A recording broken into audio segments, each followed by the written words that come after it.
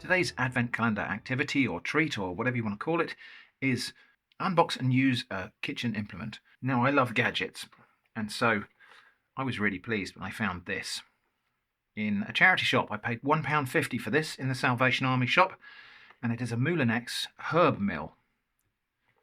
Moulinex is a company probably most famous for this kind of a product, and it's interesting that this one has got German, Italian, French on it, but it's not English. It hasn't got any English, so that's Spanish on that end, and Dutch, and I don't know about that one, but it does say stainless steel there in notionally English. Anyway, it looks like this was not made for the English market. How it got over here, we shall never know. This is item number 455. Let's anyway get it out of the box and have a look. There's something rather lovely about finding a new old stock item like this, still in its box. That's what, 1970s or something like that. And the Mouli itself is in rather fine condition, and it couldn't be simpler in operation. It's got this rotating blade piece here, and then a kind of cone-like arrangement of bars that fits into. This clips back down with a little spring clip, and then we put our herbs or whatever in the top and turn the handle. And, well, actually I'll see if I can show you the cutting action. So there's a sort of rotary cutting action, like a crude sort of scissoring action there to chop up the herbs. I think this is for herbs and perhaps some small vegetables like chilies maybe, or garlic. Do those count as herbs or spices? Anyway, yeah, so we turn that. Now I have seen my friend Babatunde in Nigeria use a device very similar to this, probably the same basic functional design as this, for chopping up Scotch bonnets. Anyway, in a minute we're going to get this to the kitchen and give it a try out. But actually before we do, there is some interesting stuff to do here. I can see underneath the price label here from Salvation Army there are two other labels. So I think we need to do a little bit of price label archaeology here, if we can. So I will gently tease off this Salvation Army label. Now there's a risk here that pulling off the label will destroy the printing underneath. So I'm going to take it really nice and slow. So I paid £1.50. It looks like a previous price was £21.50, but I don't know what currency that is in as yet. Let's see if we can get this off. Currency not stated, but it makes me wonder whether that was 21 francs 50 perhaps. That looks like a Carrefour logo underneath there, but I'm not sure it is. And there is that a currency symbol there? I don't know. But anyway,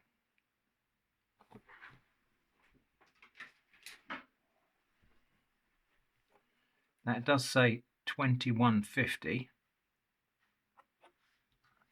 So 21 francs 50 would still only be about £2. But then if this was back in the 1970s, that might be the price, I don't know. Let's just see if we can get this one off. This one might come off easier because I have a feeling the glue has completely decayed. Now, that there looks, I thought that was the Carrefour logo, but it's not, it's something else. Interesting, there is a barcode label applied here because there is no native barcode on this packaging, which dates this to probably late 1970s. Yeah, we've got just a stock code number or something like that. However, this logo, we should be able to do a Google image search on that and see if we can actually find out who that logo belongs to. Back in a moment with that, but I think we now need to go off to the kitchen and test out the herb mill. Right, I think it's time to put this Mouli to the test. I've given it a thorough wash because obviously it's been sat there for a very long time, unused. I've got some chilli, parsley, sage, rosemary and garlic chives. You thought I was going to say thyme, didn't you? I probably still do have to cut these herbs up to get them in the hopper. So let's see how well that performs.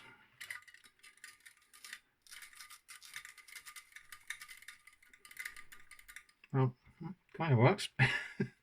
Okay, we'll try it with a bit of rosemary. Don't expect it to be able to deal with the woody bit. But... Okay, parsley.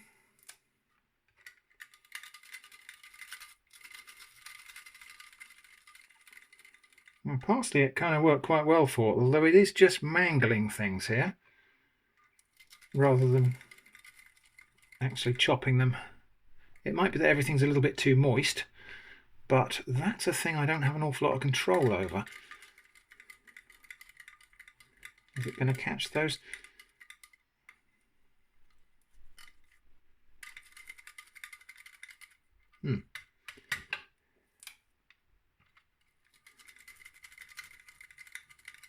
Well, it does sort of work, but it's really making a bit of a mess of the herbs. Slight disappointment, almost. Oh, I'll have a bit of this chili as well. I'm not going to put the whole thing in because these actually, despite being kind of cayenne type of chilies, these have proven to be quite hot. Well, well, it's certainly milling it quite finely, but most of what I've put through here so far hasn't really come out the other side. It's all gummed up in the works.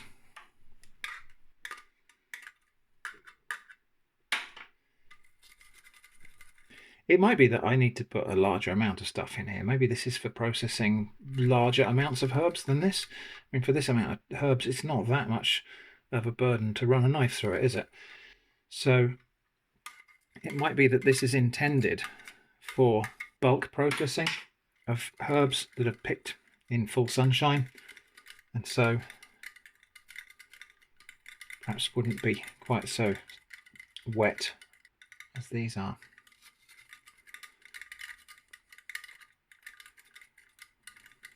Back and forth motion seems to help. I'm learning. Okay. Well now, so there we are, our minced herbs. Bit of a faff and a fiddle to do it for that amount, if I'm honest. However, what we've got here though is herbs that have been crushed much more, well, not consistently at all, but actually have been crushed, so maybe the aromatics are going to come out of here a bit better than they would if they were just chopped. Let's make an omelette and find out. So, 2 eggs.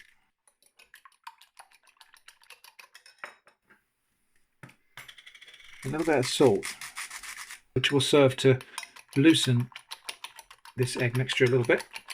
My processed herbs. And chili, which I think I count as a spice. And my favourite combination for frying, especially eggs, is a little bit of olive oil and a little bit of butter. Just happen to really like that combination. It's also quite useful because once the butter starts to foam, we know we're almost at cooking temperature. Okay, just starting to foam, so in with my egg mix. And we're going to give this a really, really gentle cook. We're going to go for the kind of French style omelette if we can, which is going to be blonde with no browning. Actually really difficult to perfect, so don't be surprised if I don't manage to do it. But yeah, we'll just give that a little scramble first. You don't really need to do that. That's just to kind of break up the egg. Just make sure that it hasn't got any big chunks of white in there. I don't think it will do.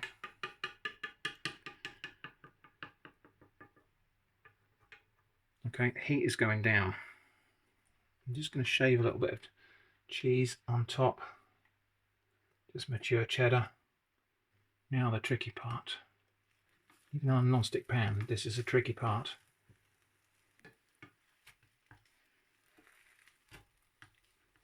Okay, not perfect because I've got some browning there, but c'est la vie.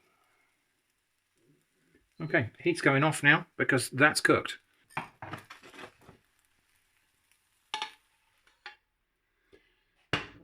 Okay, not the perfect omelette. And it's come out looking a little bit grey because of all of the green that went in with the yellow. The herbs, where they were so finely milled, have made the omelette look a little bit perhaps unappetizing. Anyway, let's get back over there and give this a taste. All right, now, always black pepper. Let's see what we've got in here. So, my herb and cheese omelette, made with my 455 Moulin X Mouli. Yeah, the colour of this is just a little bit unappetizing because where it's milled those herbs so finely and kind of crushed them, all of the green has come out of the herbs and infused into the omelette, so it doesn't look perhaps as nice as it might. Maybe if I'd used more golden eggs like the Burford Browns I sometimes use, maybe the orange yolks might have counteracted that a bit better. Anyway, let's stop wittering and give it a taste. Well, okay. What it lacks in aesthetic appeal in terms of colour, it more than makes up for in flavour. It is definitely the case that we've extracted more immediate flavour out of those herbs just by finely milling them. Definitely need some ham to go with green eggs. Yep, so flavour, great. Appearance, I know that was less than a 10. Anyway, back to the studio now for reflections on this product and the packaging and anything else I can think of. Okay, well I have drawn a complete blank on this logo here, but I feel sure that that is the logo of some supermarket. Like I say, when it was partially covered up, I thought it was Carrefour, but it doesn't appear to be anything to do with them. I would hazard a guess that that M might stand for market or marché or, you know, a word equivalent to market in whatever country this was originally sold in. I'm assuming France because the label is on the French language side of the box. So this is where I need to call on you, the viewer. If anyone out there remembers or knows what this logo belongs to, please do let me know in the comments.